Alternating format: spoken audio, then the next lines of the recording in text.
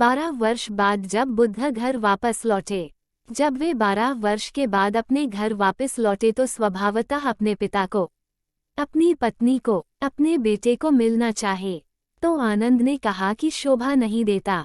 बुद्ध पुरुष का कौन पिता, कौन बेटा, कौन पत्नी, बात खत्म हो गई। अब तो ज्ञान को उपलब्ध हो गए। बुद्ध ने कहा, मैं तो हो गया लेकिन वे नहीं है अभी उपलब्ध। उनका मोह अभी भी मेरे प्रति है और मैं तो मुक्त हो गया लेकिन मेरा ऋण तो कायम है। उनसे मैंने जन्म लिया और इस पत्नी को मैं 12 साल पहले छोड़कर अंधेरी रात में भाग गया था।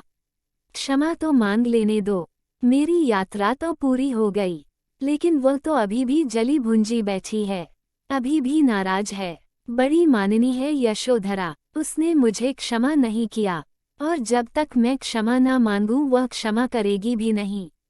अब मुझे उससे क्षमा मांग लेने दो ताकि वह भी मुक्त हो जाए। ये बात गई गुजरी हो गई, जो हुआ हुआ। आनंद जरा कसम साया, उसको ये बात जंचती नहीं।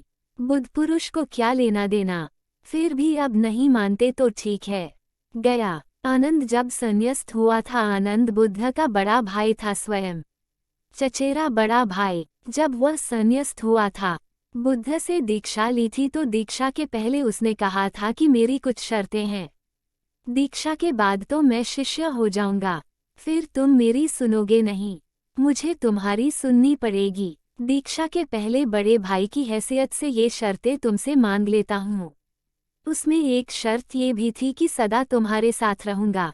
तुम कभी भी मुझसे यह न कह सकोगे कि आद मुझे छोड़, रात तुम्हारे कमरे में सोऊंगा, तुम्हारी छाया की तरह चलूंगा। तुम मुझे समझा न सकोगे कि आनंद जा, तू दूसरे गांव में शिक्षा दे लोगों को, मैं कहीं जाने वाला नहीं, मैं तुम्हारे पीछे रहूंगा। ऐसी उसने पहले ही शर्त रखी थी और बुद्ध ने शर्त मान ली थी। जब वे महल में प्रवेश करने लगे तो बुद्ध ने कहा, यशोधरा खुल न पाएगी अगर तू मौजूद रहा।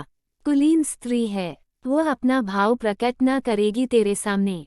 फिर तू मेरा बड़ा भाई है, वह घूंघट कर लेगी, वह रो भी न पाएगी, नाराज भी न हो पाएगी और तेरे सामने तेरी प्रतिष्ठा को ध्यान में रखकर वह कुछ कहेगी भी नहीं। तू कृपा कर, आज तू जरा पीछे रह जा।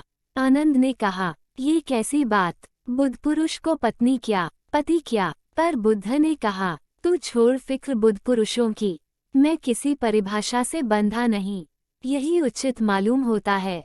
और बात ठीक थी। यशोधरा क्षमा न कर पाती बुद्ध को अगर आनंद मौजूद रहता। जब बुद्ध गए, यशोधरा टूट पड़ी, रोई, चीखी, चिल्लाई, नाराज हुई। उसने कहा कि तुम मुझे छोड़कर भाग गए, तुमने इतना भी भरोसा न किया कि मुझे जगाकर पूछ लेते। क्या तुम सोचते हो मैं मना करती? तुमने इतना भी प्रेम का भरोसा न किया, इतना मेरे प्रेम का समादर न किया।